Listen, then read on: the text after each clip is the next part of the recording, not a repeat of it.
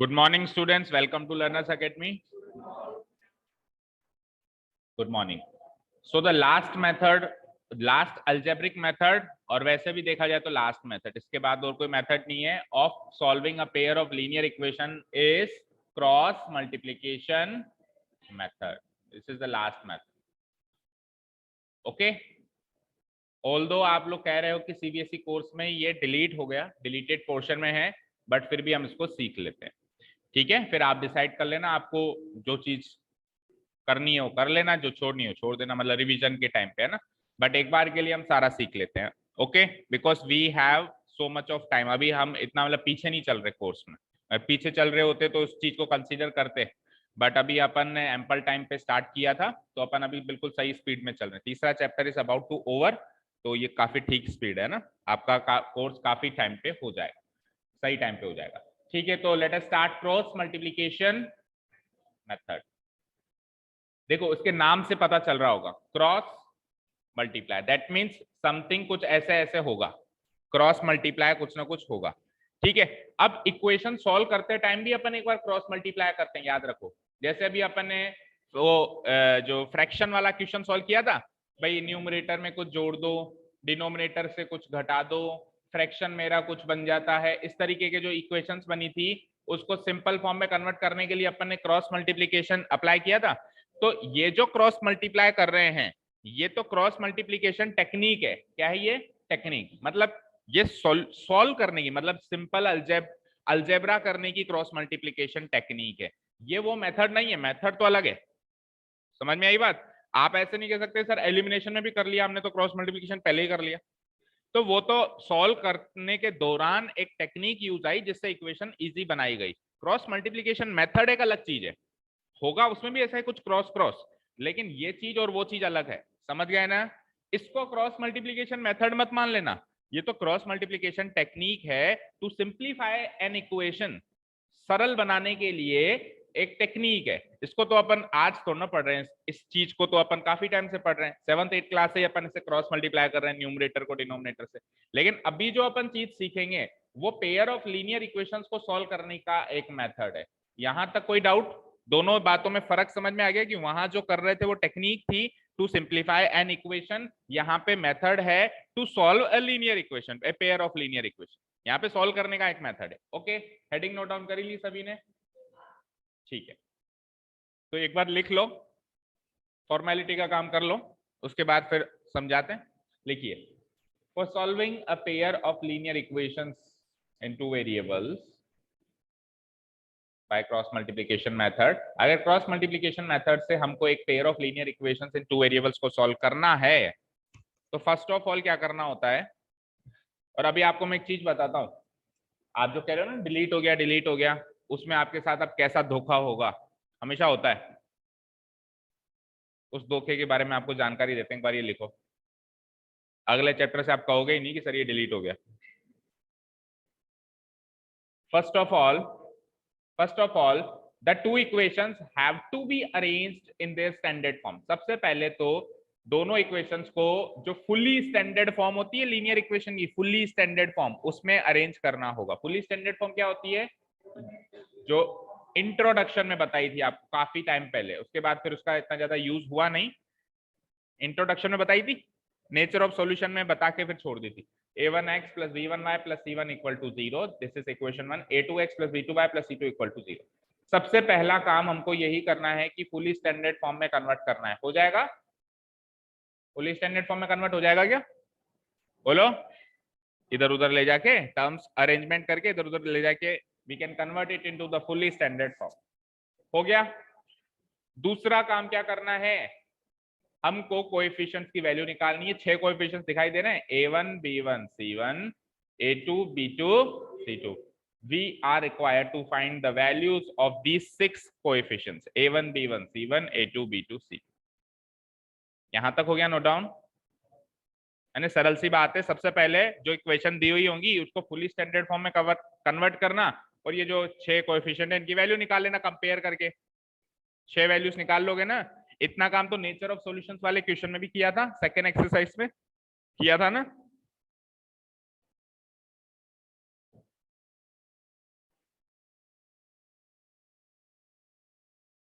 वो नहीं आई आज भी गायत्री? अभी भी शादी चल रही है?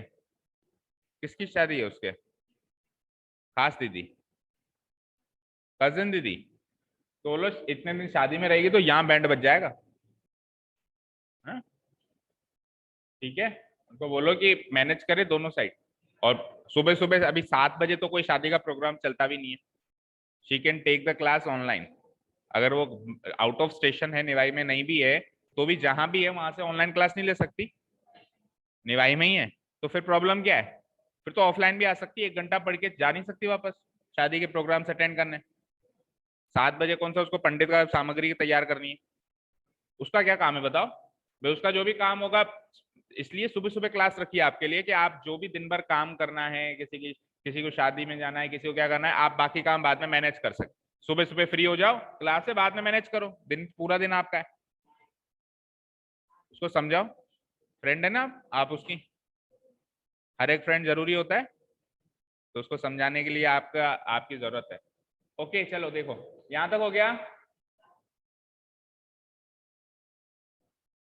ठीक है। अच्छा मैं बात कर रहा था कि क्या धोखा होगा, पहले उसकी बात कर लेता हूँ तो ज्यादा इंटरेस्ट आएगा। अभी आप शायद इंटरेस्ट नहीं ले रहे उस टॉपिक में। सुनना, इसकी एक्सरसाइज निकालता हूँ एक बार, है ना। एक्सरसाइज नंबर 3.5 है। आगे बढ़ने से पहले कुछ सुन लो, उससे इसकी इंपॉर्टेंस पता चल जाएगी। पहला क्वेश्चन है, मान लेते हैं कि क्रॉस मल्टीप्लीकेशन मेथड से कह रहा है, तो आप कह दोगे कि सर कोर्स में ही नहीं है। लेकिन यही सारे क्वेश्चंस एलिमिनेशन मेथड से क्यों नहीं आ सकते? बोल दो। यही सारे क्वेश्चंस एलिमिनेशन मेथड से तो आ सकते हैं, नहीं आ सकते?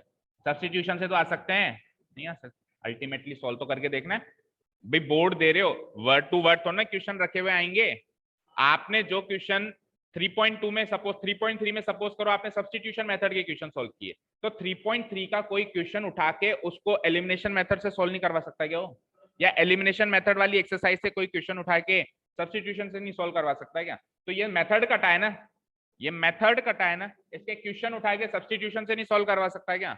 आप कहोगे कि डिलीटेड है? नहीं, आप कहोगे कि डिलीटेड है। और तो और इसकी वर्ड प्रॉब्लम का क्या करोगे? अगर एक्सरसाइज ही छोड़ दोगे तो ये जो वर्ड प्रॉब्लम्स हैं, इनकी इक्वेशंस बनाना तो कोर्स में है, वो तो डिलीट नहीं हुआ।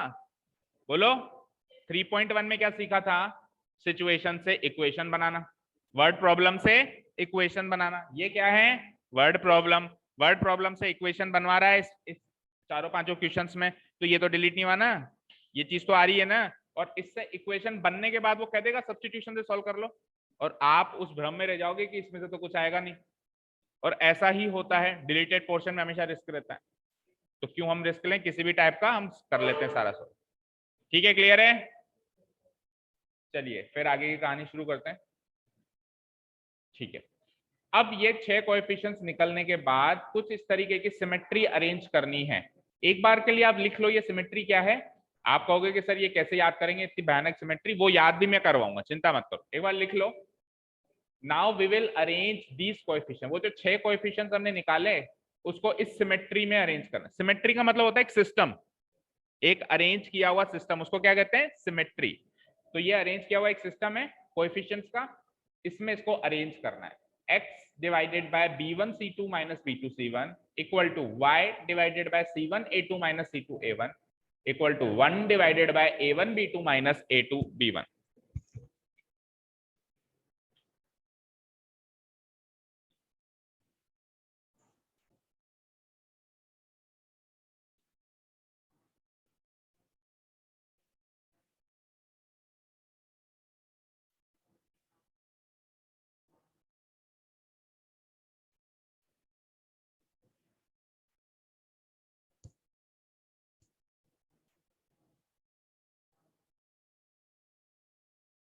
अच्छा, कुछ बच्चे R D Sharma and R S Agarwal पे कुछ ज्यादा फोकस कर रहे हैं।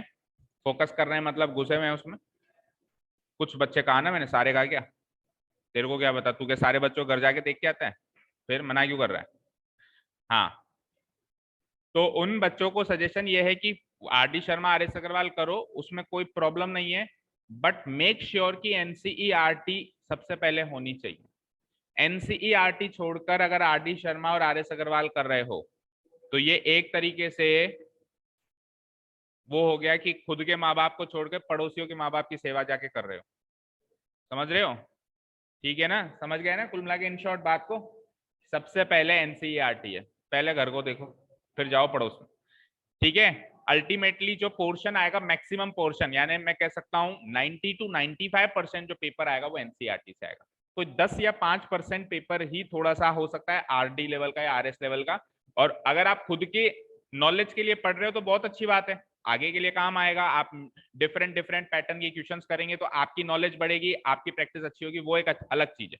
लेकिन सीधे ही जैसे क्रॉस मल्टीप्लीकेशन मेथड सॉल्व करना है, सीधे ही आरडी शर्मा में चलेगा, उसके क्वेश्चंस निकालने लग गए, वो गलत है। पहले एनसीईआरटी, उसके बाद बाकी की जितनी भी बुक्स हैं वो सॉल्व करनी है। Is this clear to all? Time बचता है तो टाइम मैनेजमेंट भी देखना पड़ेगा भाई। वो कर ली और इसका टाइम ही नहीं बचा तो फिर ऐसा नहीं करना है, ऐसे आरडी शर्मा सॉल्व नहीं करनी है कि वो तो कर ली और इसका टाइम ही नहीं बच रहा सर। तो पहले टाइम इधर दो, फिर टाइम बच रहा है फिर उधर दो। क्लियर है? ओके, अब बात करते हैं सर ये सिमेट्री कैसे याद करें। ये तो याद करवा दो, बहुत जरूरी है। तो चलो अभी अगर मैं नीचे दिखाऊंगा तो आपको कहेगा, आपको लगेगा सर ये तो लिखी लिखाई है, याद कैसे करें वो बताओ। तो मैं इसको एक बार हटा देता हूं और अब आपको याद करने की टेक्निक बताते हैं। देखो, सबसे पहले आप लिखोगे ऊपर x, इधर लिखोगे y, और कांस्टेंट टर्म के लिए अल्फलाल आप लिख दोगे 1। यही क्रॉस मल्टीप्लीकेशन जब 3 डायमेंशनल ज्योमेट्री में चलता है, 3D में चलता है, तो एक्स वाई जेड आ जाता है। क्या आ जाता है? z। अभी 1 आ रहा है, ठीक है, यहां तक क्लियर है? इसके नीचे क्या नहीं, उसके बाद एक्स वाई जेड 1 आता है। अगर 2 इक्वेशन है तो एक्स वाई जेड, अगर 3 है तो एक्स वाई जेड 1। ठीक है ना, एक्स वाई और 1, इसके नीचे डिवाइडेड बाय कुछ है। अरे सिमेट्री इतनी तो याद हो ही गई होगी कि ऊपर एक्स है वाई है 1 है, बस ये नीचे का है तो याद नहीं हो रहा है ना, मेन प्रॉब्लम नीचे की है। तो देखना ध्यान से, ये अरेंज हो जाएगा। अब देखना, मैं एक बार इक्वेशन लिखता हूं। इक्वेशन क्या थी दोनों? a1x plus b1y plus c1 equal to 0। ऐसी टेक्निक से याद कराऊंगा कि जिंदगी में नहीं भूलोगे। a2x plus b2y plus c2 equal to 0, ये 2 इक्वेशंस हैं। इनमें से ये 6 कोएफिशिएंट्स जो हैं a1 b1 c1 a2 b2 c2, इनकी कुछ सिमेट्री बनी हुई है यहाँ पे, यहाँ पे, यहाँ पे, जो अपने को सीखनी है भी कैसे बनी हुई। ठीक है, शुरू करें। देखो, सबसे पहले क्या है? x। सबसे पहले क्या है? आप x के कोएफिशिएंट्स को तो छोड़ दो, क्योंकि x है ना, x के कोएफिशिएंट्स कौन कौन है? इसको छोड़ दो, छोड़ दिया। आगे गया मैं, तो आगे मुलाकात किससे हुई? b1 से, मतलब कोएफिशिएंट्स की बात कर रहा हूं मैं। 6 कोएफिशिएंट्स है ना, a1 b1 c1 a2 b2 c2। तो उन 6 में से x के नीचे सिमेट्री बिठा रहे हो तो x के कोएफिशिएंट्स को तो भूल जाओ। आगे और कौन से कोएफिशिएंट है जिससे मुलाकात हुई आपकी? b1 से। किससे मुलाकात हुई? b1 b2 c1 c2, इनसे मुलाकात हुई। आप इसको एज इट इज अरेंज कर दो, b1 b2 c1 c2। कोई दिक्कत है क्या?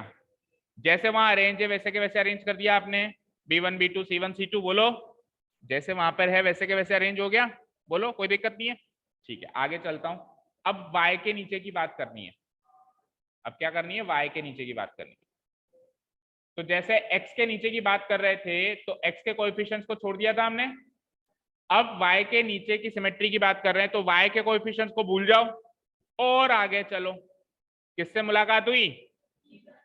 c1 c2, यानी कि c1 c2 अरेंज होगा, उसके आगे तो सर कुछ है ही नहीं, तो उसके आगे पीछे आ जाओ। और कौन है? a1 a2, यानी कि c1 c2 a1 a2 ऐसे अरेंज होना है।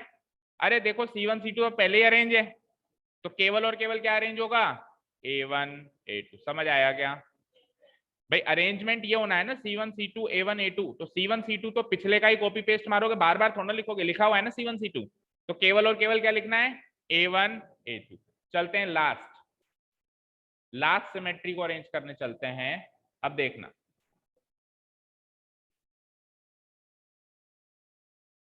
अब कांस्टेंट टर्म से मुलाकात करनी है अपने को, है ना।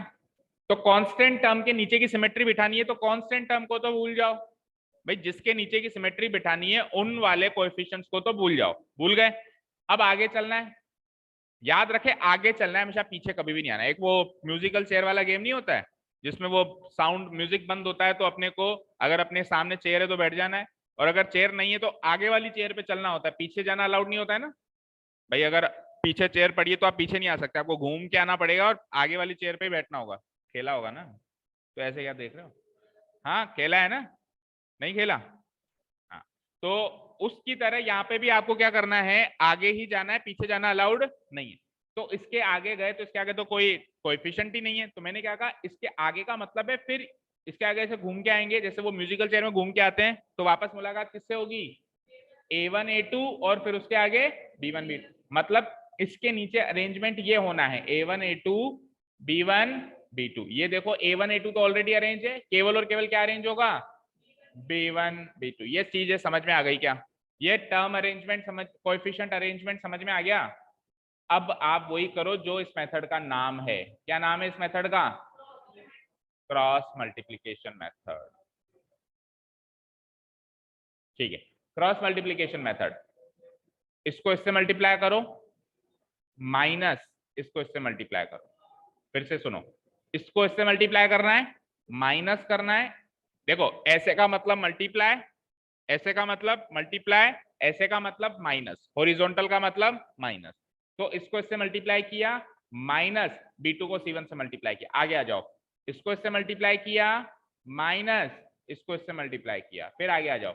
इसको इससे मल्टीप्लाई किया, माइनस इसको इससे मल्टीप्लाई किया। समझ आया क्या? अब देखो, B1 को C2 से मल्टीप्लाई किया तो B1 C2, माइनस B2 को C1 से मल्टीप्लाई किया तो B2 C1। ये x के नीचे की सिमेट्री है या नहीं है, चेक करो। ठीक है, y के नीचे की सिमेट्री।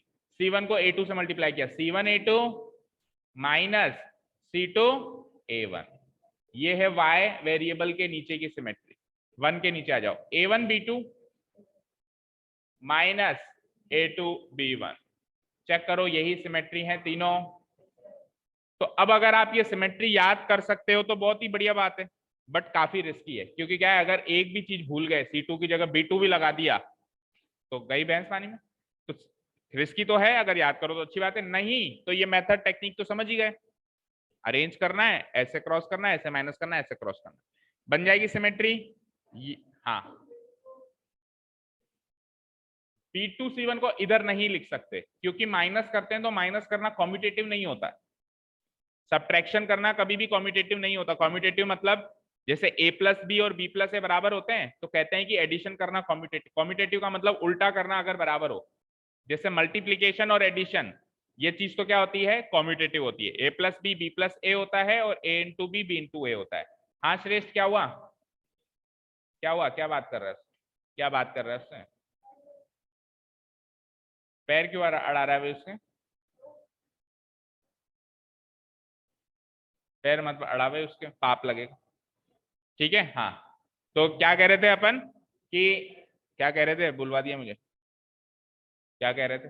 हाँ, एडिशन करना एंड मल्टीप्लीकेशन करना कम्यूटेटिव होता है। That means a plus B plus A के बराबर होता है, a into B into A के बराबर होता है। सब्ट्रैक्शन करना और डिवीजन करना कम्यूटेटिव नहीं होता है, क्योंकि a minus B minus A के बराबर नहीं होता, और a divided by B divided by A के बराबर। अब किसी एक रेयर एग्जांपल में बराबर हो जाए तो ऐसे नहीं कहेंगे कि सर बराबर तो हो रहा है ना, वो तो किसी रेयर एग्जांपल में बराबर हो गया, हमेशा बराबर नहीं होता। ठीक है, तो ये माइनस है ना, इसलिए आप इधर वाली क्वांटिटी इधर लिखोगे, इधर वाली अगर आप उल्टा कर दोगे तो नेगेटिव आंसर आ जाएगा, जो आना चाहिए उसका नेगेटिव आंसर आ जाएगा। तो इसलिए ऐसे नहीं कर सकते। हाँ, ये जरूर कर सकते हो कि B1 C2 को C2 B1 लिख लो, क्योंकि अभी अभी मैंने क्या कहा, मल्टीप्लीकेशन करना कॉम्यूटेटिव होता है। तो B1 को C2 से मल्टीप्लाई करूं या C2 को B1 से मल्टीप्लाई करूं, वो एक ही बात है। ठीक है, क्लियर है? ठीक है, अभी अपन एक आध क्वेश्चन करेंगे तो आप देख पाओगे कि काफी आसान है, जितना भयानक दिख रहा है उतना भयानक है नहीं, काफी आसान चीज है। ओके, चलो अब नोट डाउन कर लो आप। For the purpose of learning this symmetry, इस सिमेट्री को याद करने के पर्पस से हम कुछ इस तरीके से कोएफिशिएंट्स को अरेंज करते हैं। We first arrange the coefficients in the below given format. For the purpose of learning the symmetry, we first arrange the coefficients in the below given format. और ये फॉर्मेट ये नोट डाउन करो आप।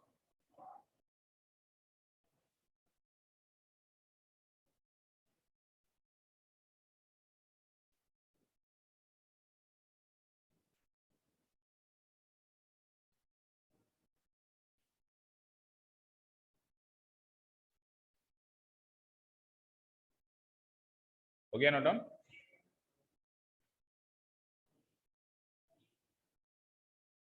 क्या बेटा? हाँ, इनके बीच में इक्वल का साइन है, वो तो ऊपर भी था ना। देखो अभी बताता हूँ, इक्वल होगा तभी तो इक्वेशन सॉल्व होगी, इक्वल नहीं करेंगे तो इक्वेशन कैसे सॉल्व होगी? अभी आगे की कहानी भी तो बताएंगे।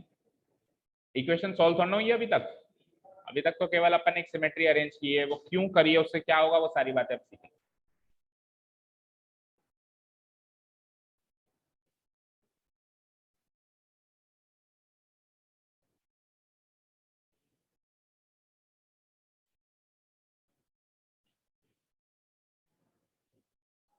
ठीक है, समझ आ रहा है सबको? इनके बीच में ये इक्वल टू का साइन लगाना है बेटा, और ये इक्वल टू का साइन तो ऊपर जो सिमेट्री सबसे पहले सिमेट्री बताई उसमें भी है ना, देखो इक्वल टू का साइन है ना, ये देखो इक्वल टू का साइन है, इक्वल टू का साइन। अभी सेकंड केस में तो मैंने केवल ये बताया है कि ये कैसे अरेंज हुआ, ये कैसे बैठ गया, ये जो नीचे वाली चीजें है ना, इनको सेट करना बताया नीचे, तो बाकी ये और ये सेम चीज है, वहां पे रखी रखाई ये डायरेक्ट है, और यहाँ पे करके बता रहे भाई इस तरीके से वो चीज मिली। ठीक है, चलें आगे। अब इसके आगे इक्वेशन कैसे सॉल्व होगी वो सुनो। तो देखो ये सब करेंगे तो ये चीज मिल जाएगी, ये सब करेंगे तो ये वाली चीज मिल जाएगी, बोलो ऊपर वाली चीज मिल जाएगी। अब अपन क्या करेंगे, यहाँ पे एक नंबर आएगा बेटा, ये जो चीज है ना इसकी जगह मुझे एक नंबर मिलेगा, मिलेगा नहीं मिलेगा, क्योंकि B1 C2 मल्टीप्लाई करेंगे एक नंबर मिलेगा, माइनस B2 C1 मल्टीप्लाई करेंगे तो भी एक नंबर, नंबर में से नंबर माइनस करेंगे तो यहाँ पे आपको समथिंग कोई नंबर मिल जाएगा, लेटर से 10 मिल गया मुझे, यहाँ पे भी अगेन एक नंबर मिलेगा, लेटर से मुझे 20 मिल गया, और यहाँ पर भी एक नंबर मिलेगा, लेटर से मुझे 100 मिल गया, राइट। अब क्या करूंगा मैं, x डिवाइडेड बाय 10 को 1 डिवाइडेड बाय 100 से कंपेयर करूंगा, वहां से x की वैल्यू आ जाएगी। तो जब उसको कंपेयर करेंगे, और अगेन एक इक्वेशन और बनाएंगे, y डिवाइडेड बाय 20 को भी इससे कंपेयर, मतलब दोनों को कांस्टेंट वाले सिमेट्री से कंपेयर करेंगे। पहले x वेरिएबल वाली सिमेट्री को कांस्टेंट सिमेट्री से कंपेयर करेंगे, वहां से x की वैल्यू आ जाएगी, और इसको इससे कंपेयर करेंगे, वहां से y की वैल्यू आ जाएगी डायरेक्ट। ठीक है, वो सिस्टम है ही नहीं कि एक वेरिएबल आ जाए फिर उसको दूसरे इक्वेशन में पुट करना, वो सब कुछ यहाँ पे करना ही नहीं है, सीधे सीधे x की वैल्यू और y की वैल्यू आ जाएगी। सपोज करो आपको केवल x की वैल्यू निकालनी है तो केवल x वाले को कंपेयर कर लो, सपोज करो आपको केवल y की वैल्यू निकालनी है, y वाले को कंपेयर कर लो, दोनों की निकालनी है दोनों को कंपेयर कर लो। ठीक है, क्लियर है? ओके, कहां तक हो गया नोट डाउन? ठीक, चलो ये तो फिर वर्ड प्रॉब्लम्स की चीजें आ गई, आगे का काम अपन अब क्वेश्चन से सीखते हैं। ओके, आ जाइए एक्सरसाइज नंबर 3.5। अच्छा, अब 3.5 में इन्होंने फिर से वापस से नेचर ऑफ सॉल्यूशन भी घुसा दिया, क्योंकि जो आखिरी मेथड होता है ना उससे उसके हिस्से में हमेशा नेचर ऑफ सॉल्यूशन जाता है। क्वाड्रेटिक इक्वेशन में आखिरी जो मेथड था क्या था, मेथड क्या था, मेथड सॉल्व करने वाला मेथड क्या था, क्वाड्रेटिक फॉर्मूला।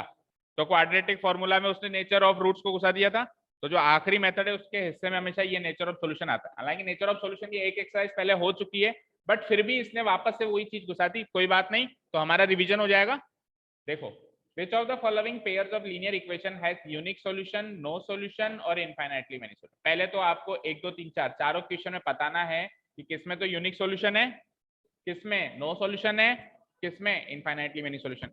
अब सुनो, ऐसा वो क्यों कह रहा है, वापस नेचर ऑफ सॉल्यूशन की क्वेश्चन क्यों दे रहा है, क्योंकि क्रॉस मल्टीप्लिकेशन से सॉल्व करने के लिए आप A1 B1 C1 A2 B2 C2 तो वैसे भी निकाल ही रहे हो, तो लगे हाथ उनका रेशियो कंपेयर करके ये भी बता दो कि यूनिक है कि नो है कि, भाई वो काम तो आप वैसे भी कर रहे हो ना, ये का यही काम क्वाड्रेटिक फॉर्मूला में हुआ था, वहां पे एबीसी की वैल्यू तो वैसे भी आप निकाल ही ली थी आपने, तो उस मेथड के लिए भी एबीसी चाहिए, नेचर ऑफ रूट्स के लिए भी एबीसी चाहिए, तो लगे आप दोनों कर लो, इसलिए वो मिक्स कर दिया उसने। ओके, चलिए, तो पहले तो आपको ये बताना है कि यूनिक है, नो है या इनफाइनाइटली मेनी है, और in case there is a unique solution, अगर अगर ऐसा हो जाए कि यूनिक सॉल्यूशन निकले तो ही आपको क्रॉस मल्टीप्लिकेशन मेथड से सॉल्व करना है, नहीं तो आपको क्रॉस सॉल्व ही नहीं करना। फिर आप अगर इन दोनों में से कोई केस निकले तो आपको सॉल्व नहीं करना, इक्वेशन को लिख देना है कि नो सॉल्यूशन है या इनफाइनाइट मेनी सॉल्यूशन। शुरू करें, पहला इक्वेशन शुरू करते हैं, question number 1, equations note down करें।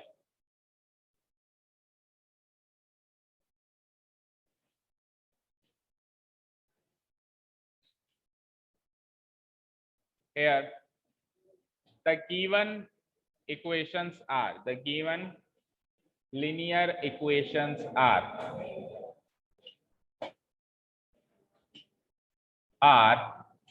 देखते हैं। पहली इक्वेशन है x minus 3y, x minus 3y minus 3 equal to 0. This is my equation number 1. And second equation is 3x minus 9y minus 2 equal to, तो इसको तो सॉल्व करने की जरूरत ही नहीं पड़ेगी क्योंकि ये यूनिक सॉल्यूशन दे ही नहीं रहा। देखो इक्वेशन लिखते ही पता चल जाता है कि यूनिक सॉल्यूशन है या नहीं है। क्या हुआ विष्णु? हाँ क्या हुआ? क्या बातें हो रही हैं? आंसर शीट निकाल रहा है? क्या कर रहे हो भाई?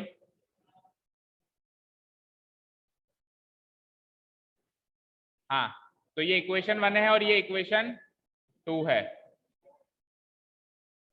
ठीक है, क्वेश्चन पढ़ते ही पता चल गया होगा कि इसमें तो यूनिक सॉल्यूशन है नहीं। देखो 1 डिवाइडेड बाय 3 रेशियो आ गया यहाँ पे, और यहाँ पे -3 डिवाइडेड बाय -9 वो भी क्या हो जाएगा 1 डिवाइड, तो a1/a2 इक्वल टू b1/b2 हो जाएगा। तो यूनिक तो नहीं है। अब बाकी आगे नो सॉल्यूशन है या इनफाइनाइट है वो बात की बात है, लेकिन यूनिक तो नहीं। ओके नो सॉल्यूशन है हाँ, क्योंकि ये दोनों रेशियो फिर बराबर नहीं निकले। तो चलो पहला काम तो आपको वही करना है, उसके लिए भी आपको a1 b1 c1 a2 b2 c2 निकालना है और क्रॉस मल्टीप्लिकेशन मेथड के लिए भी निकालना है। वो काम तो आपको करना ही है। चलो करते हैं। Comparing the given equations with the standard form, with the standard form,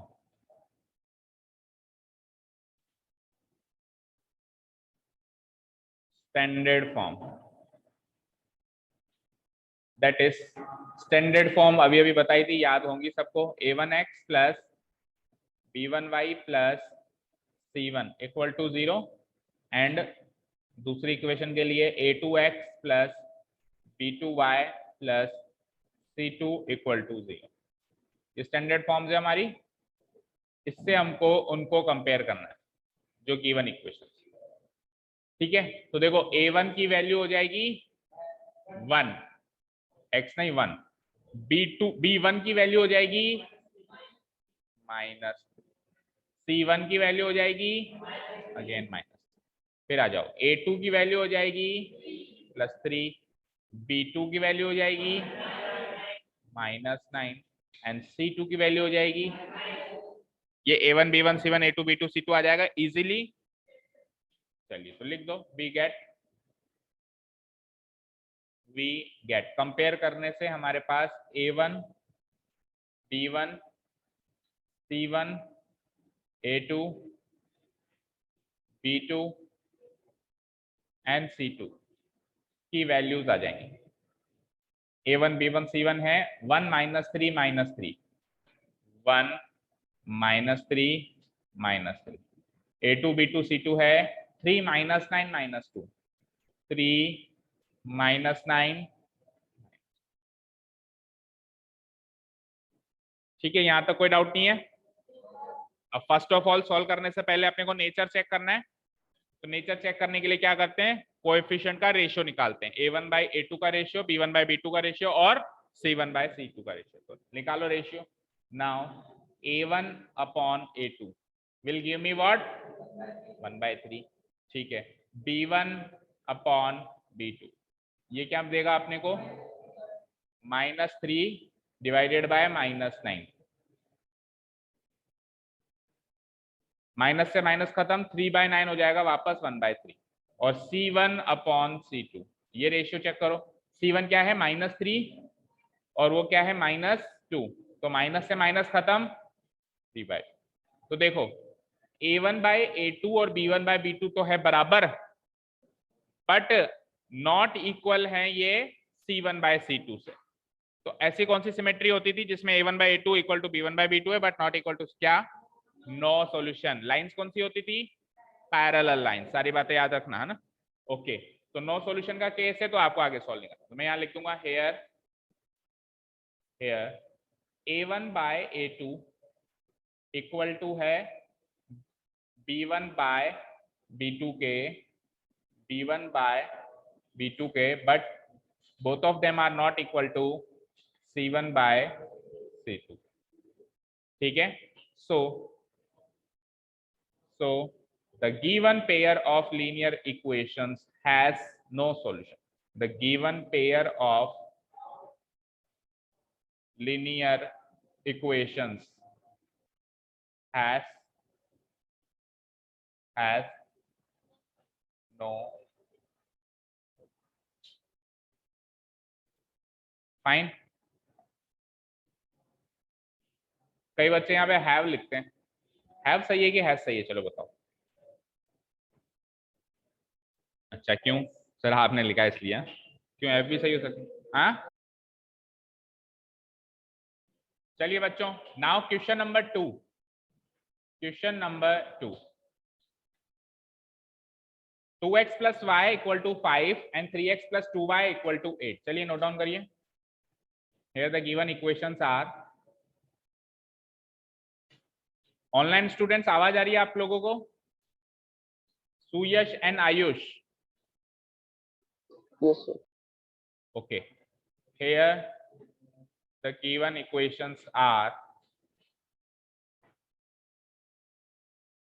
the given linear equations are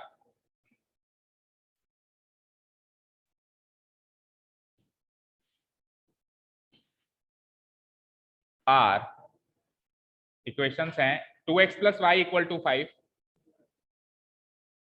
and second equation है 3x plus 2y equal to 8। अरे क्या कर रहे हो? 3x plus 2y equal to 8। तो फर्स्ट ऑफ ऑल हमको क्या करना पड़ेगा, ये इक्वेशंस अभी हमारे काम की नहीं है, क्या करेंगे, इसको फुली स्टैंडर्ड फॉर्म में कन्वर्ट करेंगे।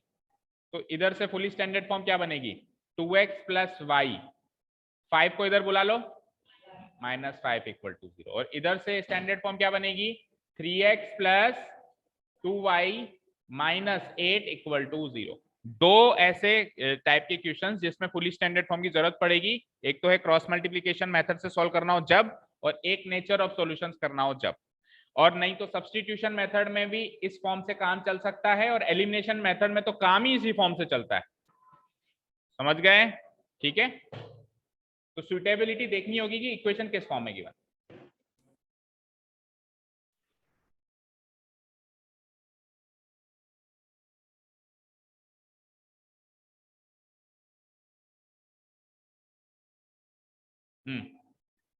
ठीक है, इक्वेशन 1 एंड इसके आगे आप माप करो इक्वेशन 2। ठीक है, अगर इतनी विड्थ नहीं है नोटबुक में तो आप ऊपर नीचे भी कर सकते हो, जैसे ये इक्वेशन ऊपर नोट डाउन कर ली, इंप्लाइज करके इसके नीचे ये वाली कर, कैसे भी कर सकते हो, है ना? ओके, इतना काम हो गया। अब वही कंपेयरिंग करना है और फिर क्या करना है, कोएफिशिएंट्स की वैल्यू निकालनी। Comparing the given equations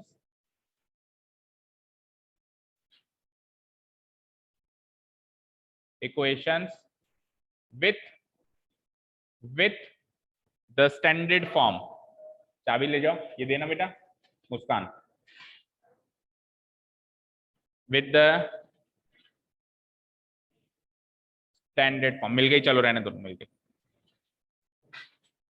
with the standard form, that is, बोलो स्टैंडर्ड फॉर्म बोलो,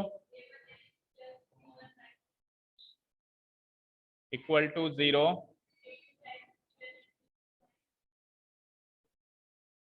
b2y plus c2 is equal to 0। ये तो हो गई मेरी स्टैंडर्ड फॉर्म और वो हो गई मेरी गिवन इक्वेशंस।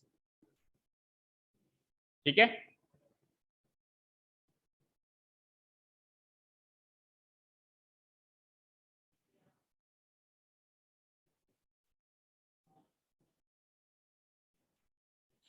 ओके चलिए करते हैं कंपेयर। तो अब की बार कंपेयर करते हैं, देखो a1 की वैल्यू 2, b1 की वैल्यू कुछ नहीं लगा हुआ है तो 1, और c1 की वैल्यू, ठीक है, और a2 की वैल्यू 3, b2 की वैल्यू 2 -2, c2 की वैल्यू -8। हाँ तेरे को -2 दिखेगी ना, तो थोड़ा सा टेढ़ा हो रहा है ना, तो वो प्लस जो है वो माइनस दिखेगा तुझे। We get A1 B1 C1 then A2 B2 and C2। बोलो क्या क्या वैल्यू से, जल्दी से बोलो। A1 क्या है? B1 1 -5 then A2 3 2 and -8। तो फर्स्ट ऑफ ऑल हमको नेचर ऑफ सॉल्यूशन का क्वेश्चन सॉल्व करना है। मतलब पहला पार्ट उसने कहा है कि नेचर ऑफ सॉल्यूशन देखो, अगर यूनिक है तो आगे बढ़ो। तो पहला काम वही करना है। ठीक है, तो रेशियो निकालते हैं। A1 बाय A2 का रेशियो निकाला मैंने, तो वो निकला 2/3 एंड साथ में B1 बाय B2 का रेशियो निकाला मैंने, तो वो क्या निकला 1। और क्योंकि ये दोनों रेशियो अनइक्वल हैं, तो C1 बाय C2 का रेशियो निकालने की जरूरत ही नहीं पड़ी, क्योंकि यूनिक सॉल्यूशन में तीसरे रेशियो का कोई काम ही नहीं है। ठीक है, तो हेयर A1 बाय A2 वाला ratio is not equal to B1 by B2 वाला ratio. So I do not care about C1 by C2 वाला रेशियो, वो जो भी है बना रहे, भले भले वो इक्वल हो किसी से तो भी ठीक, ना हो तो। ये दोनों तो अनइक्वल हो गए ना, तो मैं क्या लिख दूंगा? So the given pair of linear equations has pair of linear equations has unique solution। हाँ चलो अब उस चर्चा को यहाँ कंटिन्यू करते हैं जो पिछली बार पावर कट की वजह से रह गई। हैज आना चाहिए कि हैव आना चाहिए? अब तो सर आपने 2 बार लिख दिया, अब तो हैज ही आएगा। ठीक है, तो हैज ही आएगा। देखो, और आप कह रहे थे कि सर आगे वाले से पता चलता है, तो आगे सपोज करो मैं इनफाइनाइटली मैनी सॉल्यूशंस लिख दूं, तो क्या अब हैव आ जाएगा क्या? यश बताओ। अगर मैं इनफाइनाइटली मैनी सॉल्यूशंस लिख दूं तो क्या अब हैव आएगा या अभी भी हैज आएगा? नहीं, अभी भी हैज आएगा। अभी भी हैज आएगा। क्यों? इंग्लिश नहीं पढ़ते हो आप लोग? ग्रामर। वर्ब हमेशा सब्जेक्ट से चलती है, ऑब्जेक्ट से नहीं चलती। ठीक है, वर्ब हमेशा किससे चलती है? सब्जेक्ट से। तो इसका जो सब्जेक्ट है, इस वर्ब का जो सब्जेक्ट है इस सेंटेंस के अंदर, ये जो वर्ब है इसका जो सब्जेक्ट है वो है द गिवन पेयर। और पेयर तो सिंगुलर है ना, एक ही जोड़ा है ना हमारे पास इक्वेशंस का। इक्वेशंस 2 हैं लेकिन जोड़ा तो एक ही है, तो इसके हिसाब से है जाएगा। अगर मैं यहाँ पे पेयर ऑफ हटा दूं और मैं सिंपली कहूं कि द गिवन लीनियर इक्वेशंस, अब हैव आ जाएगा। क्यों? क्योंकि अब सब्जेक्ट ये बन गया, अब इक्वेशंस मेरा सब्जेक्ट बन गया। और अगर मैं पेयर ऑफ लगा देता हूं तो पेयर, गिवन पेयर मेरा सब्जेक्ट बन जाता है। Is this clear? और ये हमेशा सब्जेक्ट से चलेगी। क्लियर है ना? ठीक है, तो अगर आप पेयर ऑफ हटा दो तो हैव लगा देना, पेयर ऑफ लगा हुआ है तो हैज लगा देना। दोनों सेंटेंस करेक्ट है, दोनों लिख सकते। चलें आगे। ठीक है, अब बात करते हैं, मुद्दे पे आते हैं। क्रॉस मल्टीप्लीकेशन मेथड आपको अप्लाई करना है, तो यूनिक सॉल्यूशन आ ही गया। तो now arranging the coefficients in symmetry,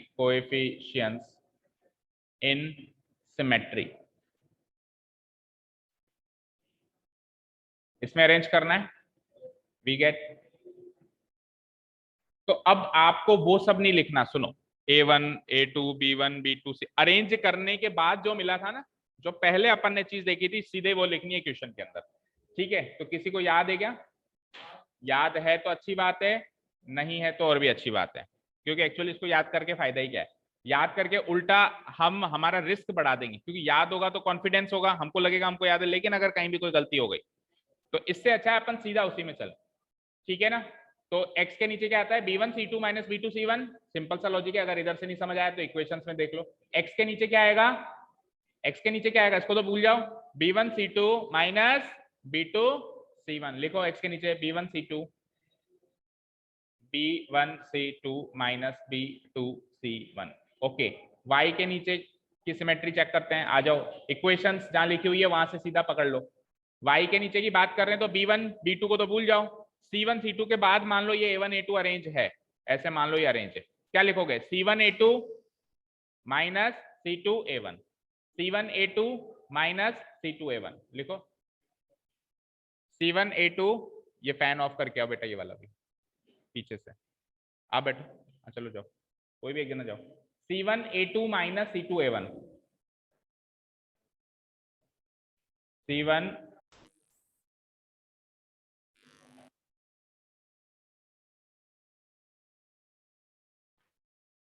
okay. देखो बच्चों, ठीक है, पावर कट की वजह से सारा खत्म हो गया। एक बार मुझे आप बस वो बता दो, सिमेट्री के बाद अरेंज जब अपन कर रहे थे ना, उसके आगे का काम देखते हैं और फिर बाकी क्वेश्चन कल देखें। बोलो एक्स के नीचे क्या था, B1। चलो एक बार मैं और कुछ नहीं तो इक्वेशंस लिख देता हूँ ताकि वो अरेंज करना सीख जाओ। A1x प्लस B1y, फिर वैल्यू तो आप बता ही दोगे, आपने नोटबुक्स में नोट डाउन कर रखी है ना। C1 equal to 0 and A2x plus B2y plus C2 equal to 0। अब x के नीचे क्या आएगा, x के कोएफिशिएंट छोड़ के बाकी कोएफिशिएंट, मतलब ये छोड़ के B1 C2 minus B2 C1, ये लिख लिया आपने। B1 C2 minus B2 C1 equal to y के नीचे क्या आएगा, y के कोएफिशिएंट छोड़ दो, B1 B2 छोड़ दो, तो C1 के आगे कुछ नहीं है तो पीछे आना पड़ेगा, तो यानी कि ऐसे होगा C1A2 माइनस C2। ऐसे नहीं समझ में आया तो आप इसके आगे A1A2 को अरेंज करके देख लो, ठीक है। C1A2 माइनस C2A1 लिखो, C1A2 माइनस C2A1, और उसके बाद कांस्टेंट टर्म के लिए हम 1 लिख देते हैं और उसके नीचे कांस्टेंट कोएफिशिएंट्स को छोड़ दीजिए और आगे जाएंगे तो मुलाकात इसी से होगी, तो A1B2 माइनस A2B1। बस ये काम करने के लिए ही इसका नाम क्रॉस मल्टीप्लीकेशन मेथड पड़ गया। बाकी इसमें ऐसा कहीं भी नहीं लिखा हुआ कि क्रॉस मल्टीप्लाई करना है, क्या करना। ये जो ये सिमेट्री अरेंज करने के लिए हमको जो चीज करनी पड़ रही है ना, वही क्रॉस मल्टीप्लीकेशन का काम है, इसीलिए इसका नाम क्या, इस मेथड का नाम क्या है, क्रॉस मल्टीप्लीकेशन मेथड। चलिए अब आपके पास वैल्यूज नोट डाउन है होपफुली, तो आप मुझे बताइए x divided by what is B1, B1 C2 बोलो, B1 इंटू C2 कितना कितना है, एक जना बोलो और क्लियर बोलो। B1 कितना है 1 इंटू C2 कितना है -8, इसको एक ब्रैकेट में डाल दो, माइनस B2 कितना है 2 इंटू C1 कितना है -5, ये अरेंज हो गया, equal to y divided by, आ जाओ C1 कितना है -5 इंटू A2 कितना है 3, आ जाओ माइनस माइनस साइन लगाना मत भूलना, C2 कितना है -8 इंटू A1 कितना है 2, ओके, इक्वल टू 1 डिवाइडेड बाय, बताओ A1 कितना है 2 इंटू B2 कितना है, ये भी 2, ओके, माइनस A2 कितना है 3 और B1 कितना है 1, okay.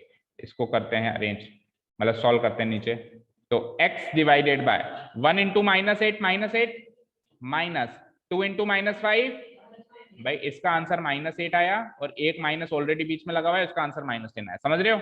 y divided bye -5 into 3 का आंसर आया -15 और एक माइनस ऑलरेडी लगा हुआ है, और -8 इंटू 2 कितना है -16। इसमें स्टेप बाय स्टेप क्लियर सारे माइनस प्लस साइन ब्रैकेट लगा के करोगे तो गलती नहीं होगी।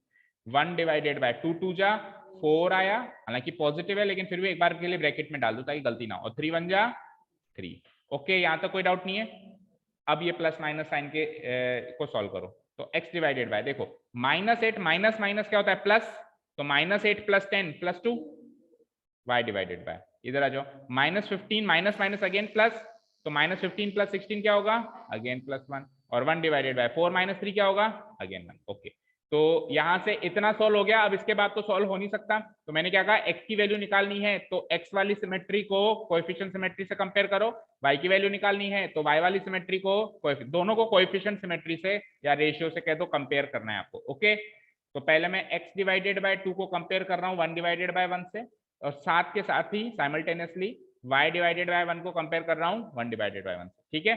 यहां से जब मैंने कंपेयर किया, अब वो सिंपली जो क्रॉस मल्टीप्लीकेशन टेक्निक है वो यूज करो सिंप्लीफाई करने की, तो क्या हो जाएगा x इंटू 1 x 1 जा x 2 1 जा 2, ये लो साहब x की वैल्यू आ गई 2, एंड इधर आ जाओ y इंटू 1 क्या हो जाएगा y, और 1 इंटू 1 क्या आ जाएगा 1, ये लो साहब आपका फाइनल सॉल्यूशन है।